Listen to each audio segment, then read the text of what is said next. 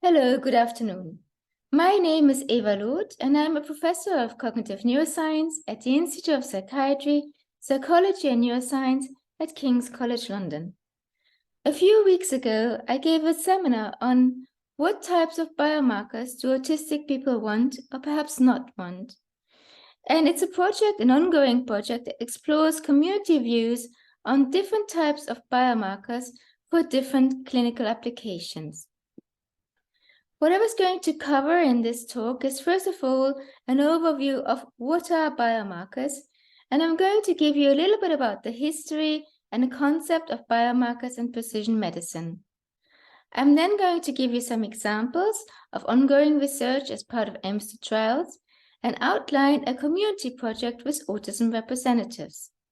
I'll also give you a little bit of an intermittent update of how working with autism representatives, that is autistic people and family members, is shaping my own views on biomarkers. So first of all, at the moment, we are posed with a dual challenge. We not only want to understand what autistic people have in common, and that might be different to non-autistic people, but we also need to understand what explains the diversity among autistic people. And the reason for that is that we know the diagnosis of autism itself doesn't allow us to make very many accurate predictions about, for example, a child's natural development or a person's development, their support or treatment needs, if at all, and likely benefits of a particular treatment or intervention, also what has caused the condition in this person. Now, precision medicine is a framework that was originally developed within the biomedical community to address this diversity or heterogeneity. And the goal is to tailor mechanism-based treatments, as opposed to symptomatic treatments, to individual characteristics and needs using biomarkers. Now, what are these elusive kind of biomarkers, this concept?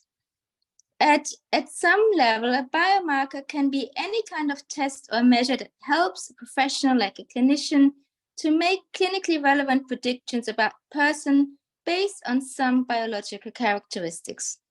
And this could be really anything from a cognitive test, for example, a test of executive function or attention. It could be a brain signature for perhaps an anatomical feature or features, or a brain functional marker. It could be something derived from a blood sample, like an immune marker, for instance, or a gene or a genetic profile. It could be something also like the microbiome. And researchers increasingly differentiate different types of biomarkers by way of their potential clinical application. Now, what you can see on this slide are two different scenarios. One is if a condition was homogeneous, which we now know autism is not. And the other one is for heterogeneous conditions. So, for example, a likelihood biomarker predicts the likelihood of an infant or baby to develop autism before any behavioral features emerge. If it's a heterogeneous condition, it might only predict the likelihood of a particular subgroup or subtype of autism, assuming that there might be different causal pathways into the development of the condition. A diagnostic marker is something that would help a clinician to more objectively and perhaps more reliably make a diagnosis. And in case of a heterogeneous condition, perhaps only of a particular autistic subgroup. A prognostic marker is something that should aid us in predicting different developmental trajectories. So, for example, if a child that presents non-verbally at the age of 3, whether they would ever be able to speak or live independently, or perhaps might need lifelong care, but also whether a child might develop some co-occurring conditions, as we call them, like neurodevelopmental conditions like ADHD, or mental health conditions like anxiety, depression, or particular somatic or neurological features such as epilepsy. And then a predictive biomarker is something that predicts whether a particular treatment or intervention is likely to be effective. This term comes from, drug testing, so with a particular medical treatment in mind, also whether a drug, for example, might have particular side effects in a particular person or a particular subgroup.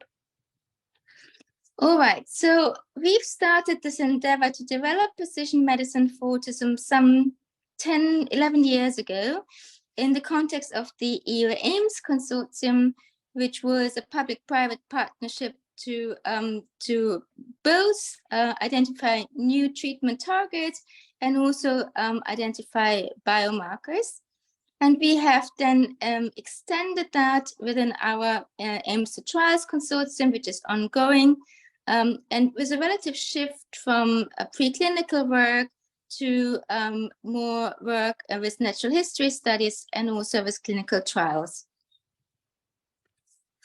I'm mainly talking here about our biomarker work program, which is led by Professor Sir Jan Beusler and myself, and it comprises a platform of several linked longitudinal multidisciplinary studies ranging from fetuses and infants with increased likelihood for autism through to preschoolers, children, teenagers, and adults. And what the studies have in common is that each volunteer is characterized at multiple levels, from clinical characterization and functioning and quality of life through to the different types of biomarkers that I previously mentioned. Now, I give you just a few examples of the studies that were carried out. Also, before moving to that, maybe to just give you an overview of the overall concept. And that was really to move from the traditional mean group comparison. So what has an autistic group on average different to a non-autistic group, to our goal to really derive individual scores for each person using something that is somewhat unfortunately called normative modeling, or perhaps better called reference group modeling, which basically tries to derive a score on any test, like a brain structure or functional test, relative to expectations based on the person's age or intellectual ability or sex or gender, much like what you might be familiar with when you go to a pediatrician and they have growth charts for height and weight. So then based on these individual scores, we can then begin to see whether we find clusters or subgroups of people based on one or more tests or indices. So here are some examples. This one is from Emily Jones' group on the study, the STARS study with infants with familial likelihood for either autism or ADHD. And in this example, they tested 10-month-old infants on, there are lots of spelling mistakes, with EEG, and in particular how the brain responds to repeated tactile stimuli. And they found that these brain functional response at the age of 10 months predicted autistic traits at 24 months, and that was across different likelihoods, so for autism or ADHD. Another example from a previous student of mine, Hannah Meyer-Lindenberg, is where she used 3 behavioral expression recognition tests to establish basically an expression recognition profile. And then we used clustering and found 2 subgroups, both in autistic and non-autistic participants, basically characterized by those who did fairly well and those who had difficulties with expression recognition in different situations.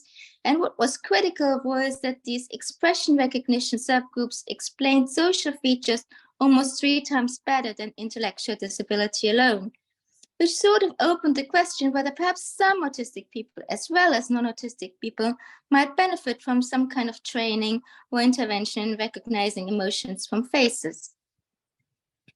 Another example, again from Emily Jones and Luke Mason, is the use of the EEG signature N170 to help in the prognosis of social adaptation. So what they did is they measured brain responses to faces, and this particular signature is called the N170 latency, measured by EEG, and found that this was slower in a subgroup of autistic people. And this particular N170 latency was also linked to a separate indication of brain function using fMRI, as well as to particular polygenic scores. But most importantly, Slower N170 latency probabilistically predicted poorer social prognosis in terms of some aspects of social adaptation over 12 to 24 months.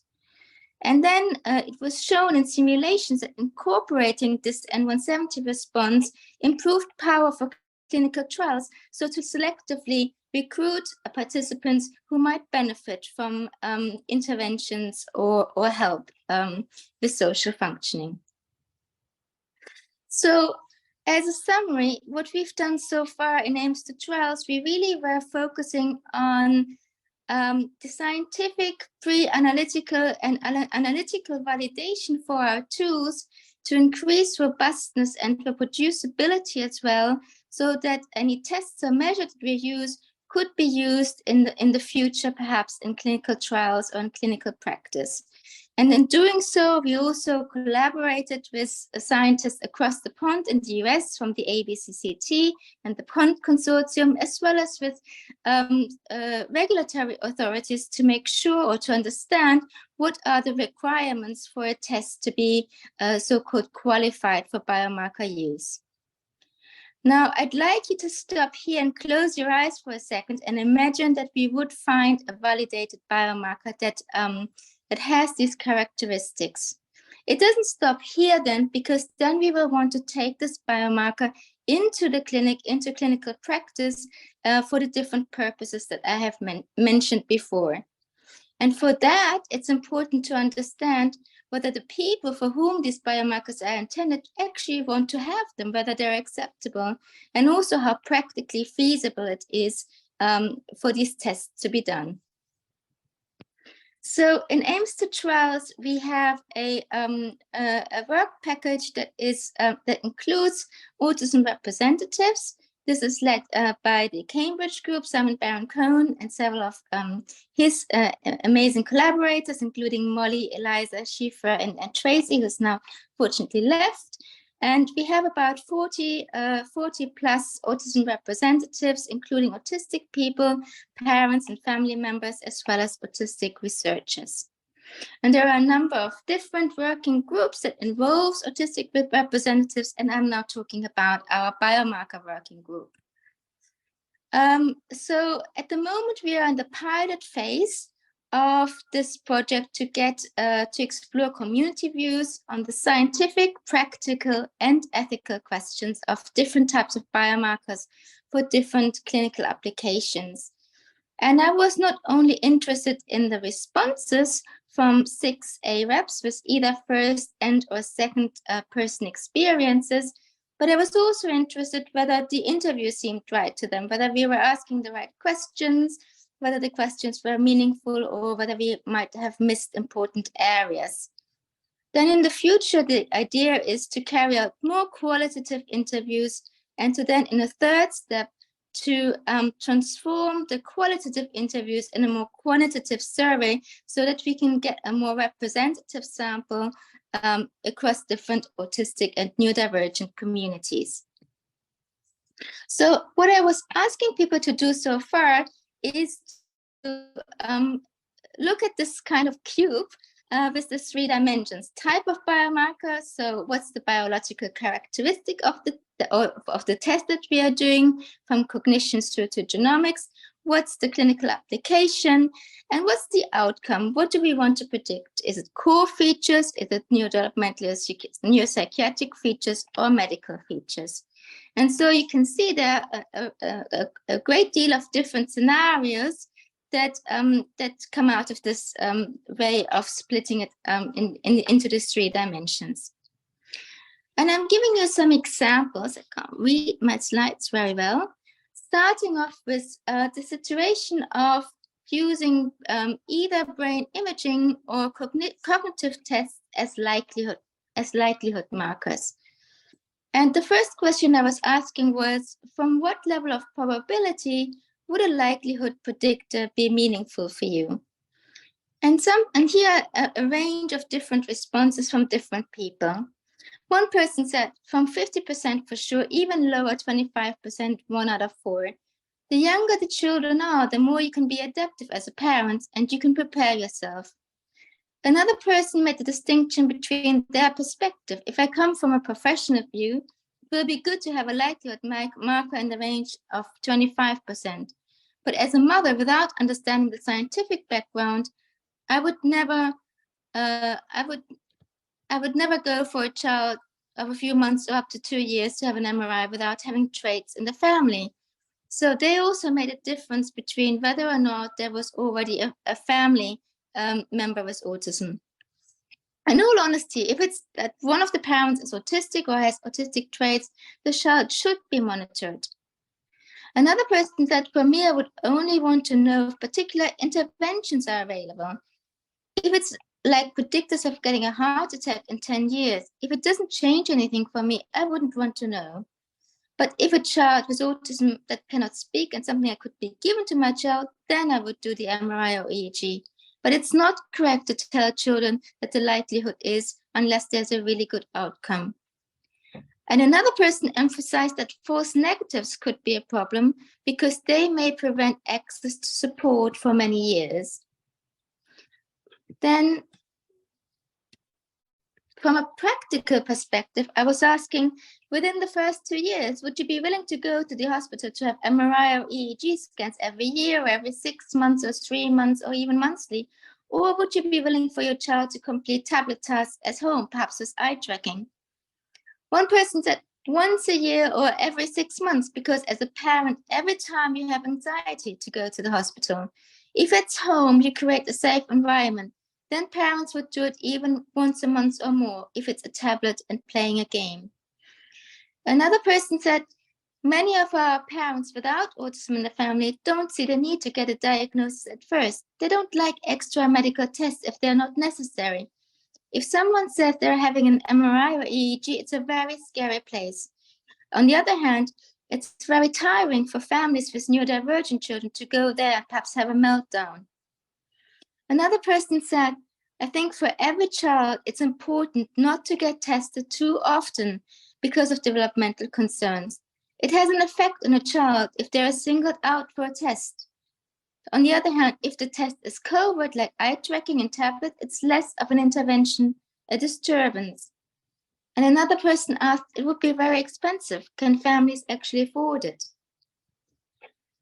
And then from an ethical perspective, I was asking, in what ways would you find it useful to know if your child is likely to develop autism or particular autistic features?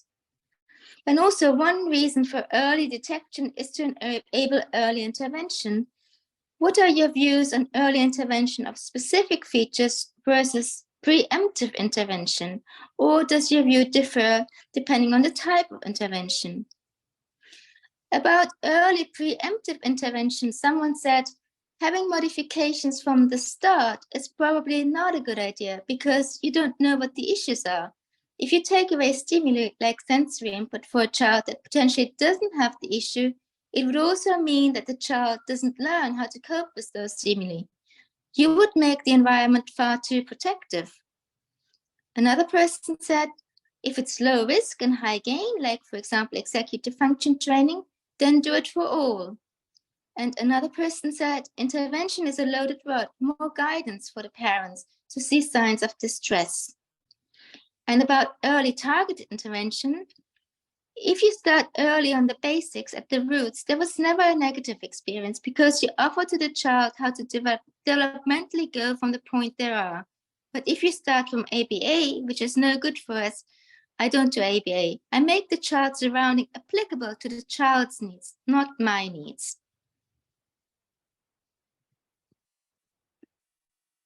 So next, I was talking about genetic likelihood markers. I should say that in AIMS-2-TRIALS, we do not do prenatal testing, but because it's such an important issue in the autistic community, I felt it was important to also discuss this in the interview.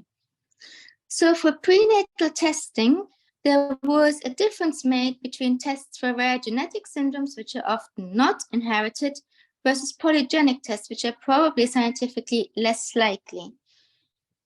One person said, oh, in fact, there was a lot of consistency across responses, and that, in fact, all of the 6 participants didn't really like it very much. So not very good. It would send parents into lots of uncertainty.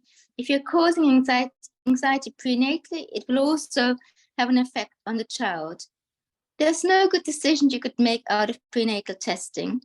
Someone did say prenatally the child has a right to live. It's also the right of the mother to decide on her own body. Also, when the mother is clearly not able to support the child, particularly when the expenses are so high that also the state doesn't cover it, then I can imagine the mother decides to terminate the pregnancy. And one person said that they would only consider it if something can be treated, like inflammation in the mother. I'll just check the time. Oh, I don't know if somebody can help me with that. Yeah, we're at 6:31. Sorry? We're at 6:31.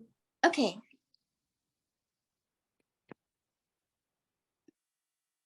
So then for postnatal testing, somebody said for genetic disorders like SHANK3, it's good to have them and it's good to talk about it. From an ethical point, the genes like SHANK3 that come with intellectual disability, it would be good to have gene therapy and to have the assessment as soon as possible. But for the polygenic, we would do more harm than good to take away the traits that might be part of something greater or better for the person. Another person said, as a predictor of possible somatic problems, it's definitely useful. As an urge to repair the gene, definitely not. The genetics of autism is so complicated. If you try and fix a gene and we don't understand how it works, better not to touch. And yet another participant said, I wouldn't have much of a problem with gene therapy. I know others in the autistic community who are fiercely about protecting the autistic identity. But to me, it's not about the identity, but about what experiences you have in life, how much you can be your own person. It's about self-determination. And similarly, another person said, if you can give your child a better life, you would take the chance. Autistic identity develops in adolescence, not as a baby. Now moving to prognostic biomarkers. And I'm putting together like different purposes for core features, associated mental health and medical features. Here are a few examples. Somebody said the environment had a huge impact on my son's development. All prognosis depends on where you live, which opportunities you get in life. If you can predict ADHD with a cognitive test, then you know what you can work on. Change the environment, or work positively what he's good at. Another person said, I would like to know, for me, it would be very good to have a likelihood of neurological, medical, and mental health conditions. For me, these two are very important because we have mental health issues in the family. And another person said, I'm against adding this comorbidity because some of it is just personality. I don't see with all of these comorbidities, here you have a 20% chance, here you have a 50% chance, and then try to prevent them one by one. No. For treatment predictive biomarkers, some of the responses were as examples. I think even though we are proud of being part of this community, if there was a cause that can be treated based on precision medicine, everyone would take it to lose all the medical stuff, from gut to brain and immune. And if there is still behavior based on genetic or state, not disability, I don't think we would lose that much. Another person said only for medical conditions like epilepsy, because for epilepsy, there's nothing good coming from it. And another person said, me personally, I would go for the attention. Social anxiety is also a thing. Depends if the children are bothered with it. Precision medicine would be nice, especially for the side effects. And for that, they would go to the hospital for EEG or MRI or having blood samples. Then finally, to what extent might a diagnostic marker for a subgroup impact on autistic identity? So imagine we found a biomarker that characterizes a subgroup within autism or across various neurodevelopmental conditions. Would this impact on your identity as autistic or neurodivergent? So again, the views differed. Someone said, I don't want a different label every 5 years. Another person said, the deeper we go, the more subfamilies we will identify, but that doesn't have to separate us. Communication is critical, and if you say you're trying to find subgroups in executive function in autistic brains, You don't have to find subgroups in autism. It doesn't mean you're in the same subgroup for sensory processing. Another person said, intensity of difficulties vary across the spectrum. Even when you talk to families with intellectual disability, they think completely different than us. I think the problem is that they are not represented enough with regards to all the testing and biomarkers. And another quote was, I personally don't think that medical biomarkers have very much an impact on my autistic identity. Autistic identity is very much about my experiences and the quality and quantity of opportunities. When we talk about treatment, each and every time the individual, the child, is implicitly said to be the problem, and that's where it lies. They develop autistic identity. Someone is being blamed for the issues they have and cannot do much with it. So it's about environment and opportunities. There is no better space to develop positive behavior than a different environment that is positive about you. So in summary, what kind of biomarkers are desired or acceptable seems to depend on the informant who we asked, the type of biomarker, the intended use and application, but also on the individual's clinical profile and support needs. So these are just examples of the kind of different types of responses that different respondents gave. So here are just now a few things that I took away from these interviews and some of the other interactions I've had beforehand, which had prompted me to rethink some of my ideas about biomarkers. And the first theme is that by looking at parts, so for example, brain function in isolation or cognition or immune markers, we might neglect the actual person. So this has prompted me to think about biomarkers not necessarily as a stable characteristic over time, but something in a particular condition or context. And also what came out is that sometimes we need to understand the dynamic mechanisms between brain and the body. This is nicely represented in this quote here, where biomarkers should include the immune system, ligaments, hypermobility, also the gut-brain axis, the digestive system. It's the feeling in the body, not only the sensory, and that a medical condition has an effect on social well-being. Also, we can think about examples of how cognitive or brain function is affected by stress, not only in a certain moment of time when we measure it, but also across development. So then the second theme, and I think this was really the clearest one that came out of the interviews so far, is that we need to place the autistic person in the social environment. And biomarkers and a lot of neurocognitive research, neurobiological research outside the biomarker framework has implicitly treated the autistic person in social isolation, and somewhat ironically, even when we were studying social development. And I think what I'm moving towards is the need really to assess both biological and social and environmental factors to better understand mechanisms. So to measure biomarkers alongside social and environmental markers and to look at their interaction. And then the third theme that has come out of the interviews, I think, is that communication is key. Biomarkers is a difficult concept to communicate for lay people to understand. We had seen in a previous session during the AIMS-2-TRIALS annual general meeting last year that there were a lot of misunderstandings about the concept of stratification biomarkers, in that some autistic people interpreted it as though it implied a kind of hierarchy between some subgroups being better or worse, which was not intended from the scientific way or how the biomedical community is using the term stratification biomarker. But these sort of misunderstandings can significantly impact on the acceptability of a concept or a measure to be used in the community. And I think it's important to be transparent and communicate the intentions for when do we want to use a biomarker and what are the ramifications, so that people can make choices for themselves and for their children. And that's the end of it. Thank you for listening, and thank you in particular to all the AREPs, but in particular those who participate in the project so far, and also all the other teams. And I wasn't able to list all the names here.